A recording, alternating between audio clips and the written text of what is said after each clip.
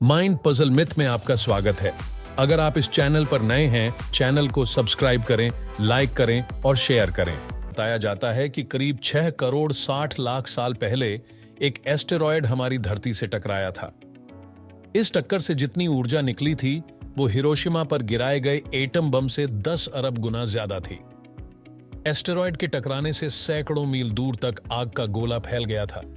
इस टक्कर से समंदर में सुनामी की प्रलयकारी लहरें उठी थीं, जिन्होंने आधी दुनिया में तबाही मचा दी थी। यह कयामत के आने जैसा था। हमारे वायुमंडल तक में आग लग गई थी। 25 किलो से ज्यादा वजन का कोई जानवर इस प्रलय में जिंदा नहीं बचा। क्यामत इसे ही तो कहते हैं कि एस्टेरॉयड की टक्कर से धरती पर जीवों की 75% नस्लें हमेशा के लिए खत्म हो गईं। इसी प्रलय के चलते विशालकाय डायनासोर की तमाम नस्लें तबाह हो गई थीं। कुछ उड़ने वाले छोटे डायनासोर ही इस तबाही से बच सके थे। बाद में डायनासोर की ये नस्लें परिंदों में तब्दील हो गईं। दक्षिणी इंग्लैंड में डोरसेट काउंटी के एक समुद्र तट पर एक विशाल प्लियोसॉर, एक प्रागैतिहासिक समुद्री राक्षस की उल्लेखनीय रूप से अच्छी तरह से संरक्षित खोपड़ी की खोज की गई है, और यह इन विस्मयकारी प्राणियों के बारे में रहस्य उजागर कर सकता है। प्लियोसॉर उस समय महासागरों पर हावी थे जब डायनासोर भूमि पर घूमते थे।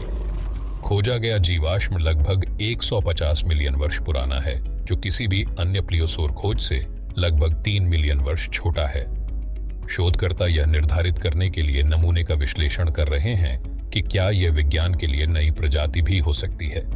मूल रूप से साल 2022 में देखा गया जीवाश्म इसकी जटिल खुदाई और चल रही वैज्ञानिक जांच के साथ अब प्रसिद्ध प्रकृतिवादी सर डेविड एटनबरो द्वारा प्रस्तुत आगामी बीबीसी वृत्तचित्र एटनबरो और जुरासिक सी मॉन्स्टर में विस्तृत है।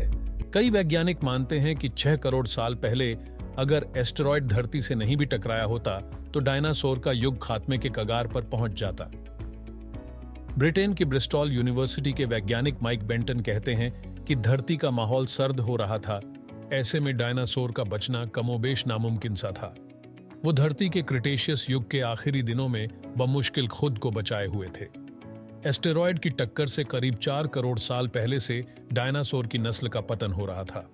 बेंटन के मुताबिक आज की ही तरह तब भी डायनासोर का नहीं, स्तनधारी जीवों का धरती पर बोलबाला होता।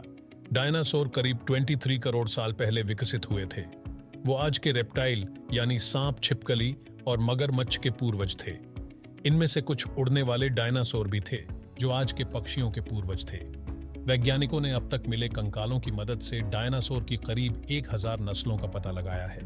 इनमें से कुछ शाकाहारी थे तो कुछ मांसाहारी। ज्यादातर डायनासोर विशाल आकार के हुआ करते थे, मगर कुछ इंसानों से भी छोटे थे। डायनासोर 4 पैरों वाले भी होते थे और 2 पैरों वाले भी। कुछ प्रजातियां उड़ भी सकती थीं। ये पूरी दुनिया में पाए जाते थे। डायनासोर की कुछ नस्लों के कंकाल भारत में भी मिले हैं, जो ज्वालामुखी के लावा की वजह से खत्म हो गए थे। मांसाहारी डायनासोर पर रिसर्च करने वाले अमेरिकी विशेषज्ञ टॉम होल्ट्स मानते हैं कि डायनासोर की ज्यादातर नस्लें आज खत्म हो गई होती, मगर उन्हें ये यकीन है कि कुछ प्रजातियां आज भी बची होती अगर धरती से एस्टेरॉयड की टक्कर नहीं होती।